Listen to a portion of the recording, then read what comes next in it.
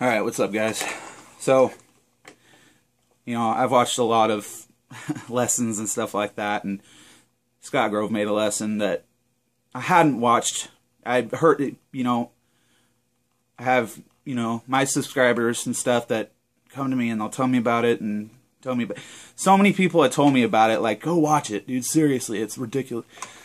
So I finally did, and of course, he's teaching a genre of music that he doesn't like. I mean, it's like taking skydiving lessons from someone that has never skydived before. I mean, why would you do that? It doesn't make any sense. So, in his head, metal is still the way it was in the 80s, and it's not. It's totally different, and it's a lot more intricate, and it's a lot more technical. But we're going to stay in the beginnings of everything, because that's kind of the theme of the whole deal.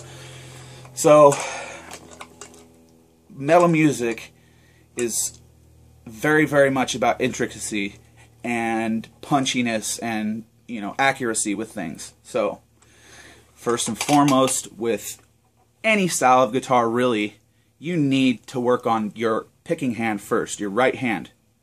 Because this is where you're getting all your rhythm, the striking of the notes. This hand is not able to follow, your fingers, what you're doing over here. You could be the most amazing guitar player over here, and if this isn't gonna match up, you got shit. It's nothing. So that is what people need to work on first. And the metal style of doing things needs to be accurate and precise, okay? So I was watching some of his picking technique, and very, very wrong. He's talking about palm mutes, okay? Let's get into palm muting right now, because this is a very, very, very big thing in metal. I mean, that's why we have the crunchy tone, that fucking, because you do that on clean, it doesn't punch. So the way you want to do it, obviously you don't want to choke back too far, because then it's not, and choking up is not going to get anything. So my hand, I don't have it directly on the bridge. I have it about right there, like just directly in front of the saddles. That way you get the percussive thump, but you still hear the note behind it. And you don't want too much ring out at all. That's the whole point of it. It's because most of the time in metal you're going to be playing fast, and even if you're not, you're playing sludgy, which is, still in that spot. And really all you need to do to control it, leave your hand in one spot, You don't have to move your hand at all. You sit in this spot right here, and you can, make it more ringy, like, or just roll your hand up a little bit over the top, and then it mutes it a little bit more. It's very, very small area in which the palm mute happens. I mean, it really is. It's just within a few millimeters. Okay, so another thing is the way you hold your pick and the way you attack the string with your pick. And this is a big deal too. I watched Scott in his video, and he has his pick crooked like this. You see how I'm holding it? Sideways like that? And that creates a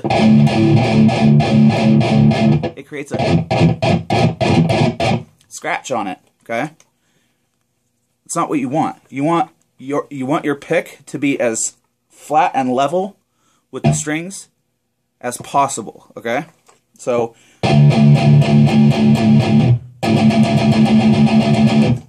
you want it to just, when you're palm muting, it's not about so much about the the musicality the melody of it, as much as the rhythm of it. That has to do a lot with metal, is rhythms, percussion. That's where it's all at. It's that feel, the beats, and you want everything to kind of syncopate and lock in. And especially in a mix on a recording, you need to be tight, just fucking tight and very accurate. And the picking is where that comes from. That's usually what makes a good metal band, is when the guitar players can syncopate with the drummer, you know, with the kick drums or the snare, whatever, what have you. But these are things that you need to practice, and these are things that if you do daily will help your dexterity. And so basically, start off, you know, just come in, just do downstrokes to start off with. There's, you know, you go through a few stages of like what you need to do to, you know, how long you need to do with what, and basically every day go through that and do it. Keep it at the same pace the entire time. Obviously, this is where a metronome comes in. You know, if you're one of the guitar players like me that really taught himself how to play by, you know, listening to bands or listening to CDs or something and kind of trying to follow along with that, or, you know, figure it out that way, I mean, you're pretty much going to have almost an internal metronome, which at this point, it doesn't really take much for me to kind of hear a click track in my own head. So you sit there and keep at the same pace. And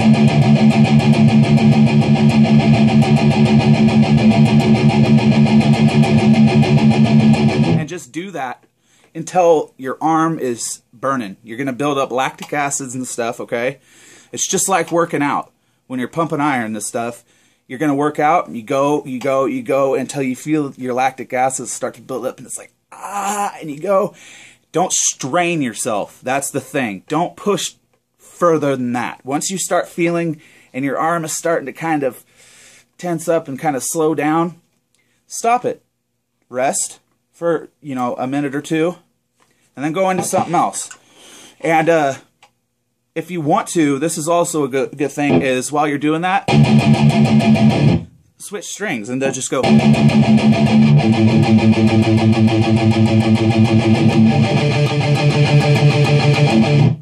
I mean, that's one cool way to do it, because there is a lot of different kinds of, you know, picking patterns and palm mutes and stuff in metal. So most likely you won't just be always, you know, doing your percussive palm mutes on just the root string down here. I mean, sometimes you go up here, sometimes you come up here. Rarely, you don't do it too much on these high strings, but I mean, you will at some point. So work on that and just keep doing it every single day. Every single day. It won't even take that long. I mean, a few weeks and you'll notice a huge difference. You'll come to sit down and you'll go to play some song that you weren't able to play before, and all of a sudden it's easy. You're like, what the fuck? Like, this is insane. It really just takes that kind of focus and determination that, you know, I'm going to do this every day. I'm going to work on this. I'm going to set aside a time, and I'm going to, you know, practice. I'm going to get it down. And that's the beauty of, once you get this arm down and you build up, you know, that dexterity to the point where it's kind of just effortless, you've got that muscle memory, then you can just pretty much cut off from that side and focus on this. That's when you go to this and you get, you know, you get your fingers going good, and, you know, syncopate the two. The guitar is a lot about syncopation. It's all about this matching this. So, another thing is, alternating.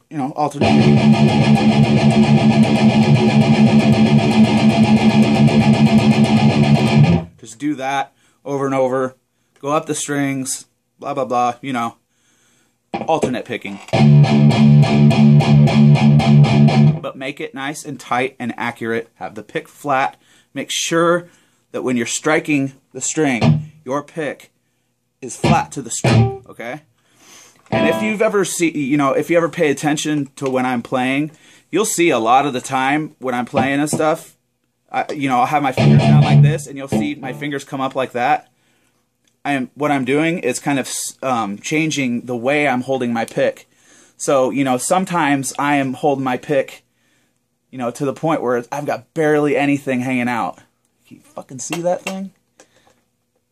You know?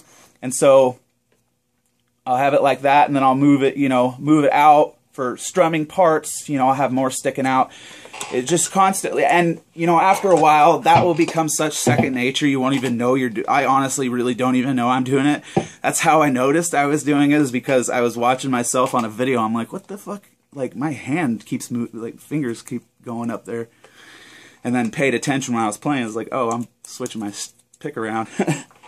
So, do that, and then the biggest one of all is, you know, the...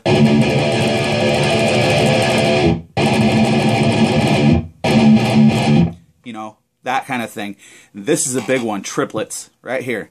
This is the one I want people to really focus on when they get past all the downstroke stuff and, you know, stuff like that, is this. And then just speed it, like keep going, and speed it up, Okay, so. And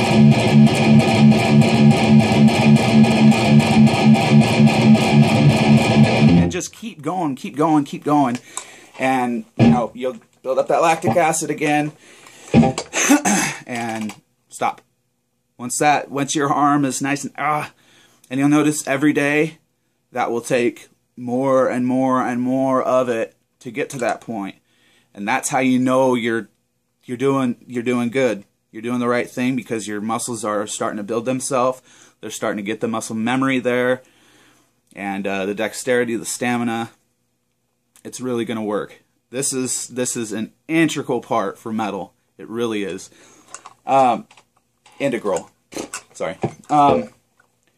So yeah, and once you get good at just doing solid, make up your own patterns. Like, just come up with some weird kind of triplet, downstroke, alternate picking, like, whatever. Like,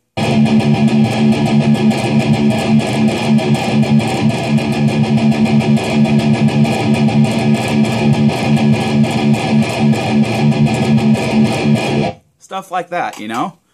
You don't even need to be paying attention to this hand. Just, I mean, if you want to throw it in and, you know, do that kind of stuff, whatever. I mean, it's not really necessary, but it's more of this on this side right now, this video. Okay, later on, you know, we'll get into like finger stuff and different things of voicings and, you know, different chords and dissonant chords that really make up that eerie sound of metal, you know, that kind of abrasive deal. But that's going to be another video down the line. I just want to, this is what I want people to focus on, because there's just so many guitar players out there that, you know, yeah, you see them play with, you know, this hand, and it's like, oh, not bad, they're pretty good. And then you see them do some rhythm parts where it's more coming up to their right hand and their picking technique, and they just suck. Like a lot of people. And it's because of the, you know, the stigma of, oh, you have to sit there and solo and shred, you know, all the time to be a good guitar player. You really need to build your foundations first, and your first and foremost foundation is rhythm. It's not lead. You don't start with lead. You start with lead, you're never really going to go anywhere.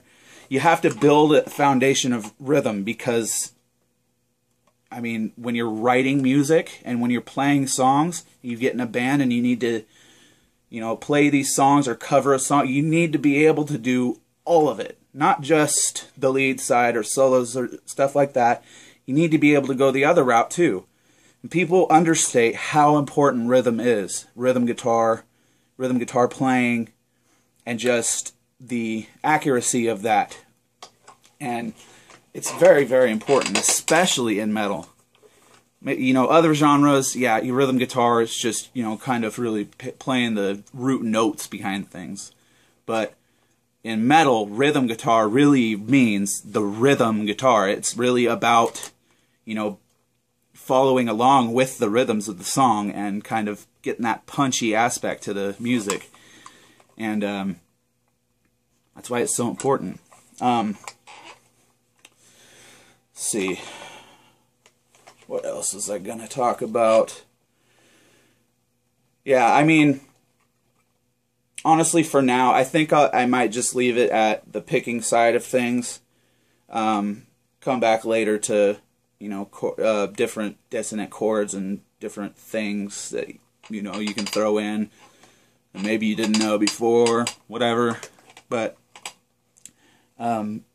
every single day this is something you really need to focus on and sit down every day for a good, I mean, maybe hour of just doing this. And then you can sit there and, you know, play songs or whatever, but really focus on sticking to a regimen with at least these types of things, because these types of things are going to build, you know, foundations for you to be able to do all the things you want to do, like play different songs, you know, cover other people's songs, and write your own. I mean, because you'll hear things in your head, and I had a problem with this when I was younger too. When I first started playing guitar, I would hear things in my head, and it was like, oh man, that's so cool, and then I go, and I'm like, you know, not really able to, you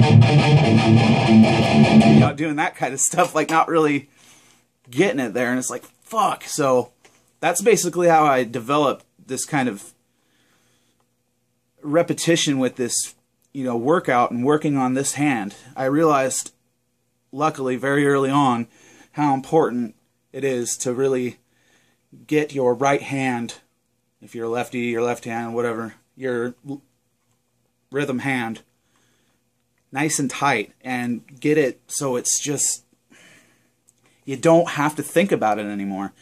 And it really will get to that point. You know, you'll get to a point where you don't have to think about it anymore. And once you get to that point, don't fucking stop. Keep doing it. But that's the thing, is you don't have to focus so much when you're playing on your right hand. When I'm playing, I'm rarely ever thinking about this hand, what I'm doing with this hand, because it's just kind of, it just kind of does it. You know what I mean? Because it's trained itself to follow along with what I need to get done to have this hand do what it does, okay? And, you know, after a while, it will just become second nature, and you won't have to think about it anymore. But the downstrokes, and you can even do that, you know, do the downstrokes, and then try to match it with alternate, you know, stuff like that. And then definitely, you can also, I want you to do along top with, Jesus, I'm like stuttering like a motherfucker, along top with the, you know, the triplets and stuff, do the actual trills.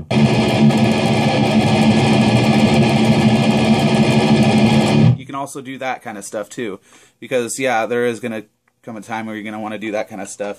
If you're doing open stringing, this is weird. I have to change when I do that stuff, just the straight up. I have to, when I'm doing open string, not palm muting, I have to actually like put my hand, I have to change my hand, because I still want my pick to be striking the string the same way, but you know, this way it seems to catch when you open up your hand, because you're not anchored, you know what I mean? You're not anchored to the guitar. So this way I am still anchored to the guitar, because I'm putting my palm kind of right up here, and even sometimes back here. Like I'll even, you know, come back here and just, you'll probably see me in a lot of my videos be playing really far back here, like up by my bridge pickup.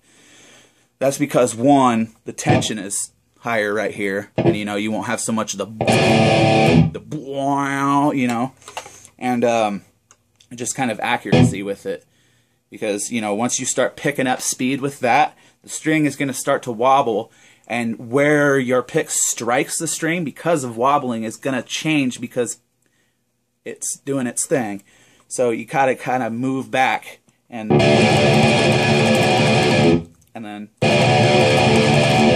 that's just, I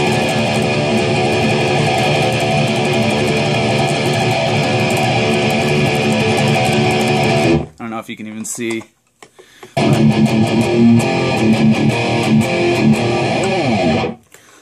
It's just things like this that will really build your confidence, especially when you're able to do things without really thinking about it. It's really good. And then turn on your fucking music and play along with something and just have fun, because that's one of the best parts to get yourself, you know, really playing well. Don't be afraid to play other people's shit. Don't. Most of the best bands you've heard of, you know, awesome fucking bands, have been cover bands before they were a band. So everyone plays other people's music. And to be perfectly honest, everyone steals other people's shit. Maybe not directly, and maybe not even consciously. It's just, there's only, you know, so many notes within, you know, your instrument. And music has been around for very, very long time. So, I mean, chances are you're going to be playing something that you've probably heard. And it might not be the same. It might be a variation of it. You know, you're going to develop your own style. And that's the thing, too. That's another big deal to me. You need to draw inspiration from other genres. Don't just play metal. You know, listen to other, like, alternative rock stuff, you know, classic rock, blues, for sure. Blues is fucking good for any style of music you're wanting to play. If you're playing stringed instruments or anything, blues is really, is always a good one to turn to draw inspiration from, because that's just the roots of music. 99% of the music that is around nowadays stemmed from blues. No matter what it is. The shit that you, even fucking, that dubstep shit or whatever the fuck, that shit, even somehow, some way, throughout the time, you know, spanning out, treeing out different ways, that has stemmed still from blues, because that's kind of the origination of that music here. So, draw from that, and even shit you don't like, you know, listen to it with a certain level of open-mindedness, even if you don't really like it. Find things that at least you can appreciate. You know what I mean? Even if it's like, oh man, I hate this singer or whatever, oh, they suck. Just, there's still things in the background, maybe another musician in that singer's band or something, that you can draw inspiration from, that you can still respect. You know what I mean? I don't listen to a shitload of country, but I do like country. I like more of the old school country, like Waylon and people like that, dude. Like, the new shit is not country to me. It's fucking pop. It's just glorified pop with fucking lap steel guitars and and cowboy hats. But but basically we're sticking to talking about metal right now. This is for the metal player. So don't be closed-minded ever. Stay open-minded, but keep to the practice regimen, and shit will start coming towards you. You know, you'll find yourself struggling a lot less to do the things that you want to do, and it will. I mean, it honestly will. I mean, that's what I was saying to another person. I want them to watch this video and do what I tell them as many times as they can. And even if you have a weak spot, you know, a weak point, like maybe triplets are your weak point,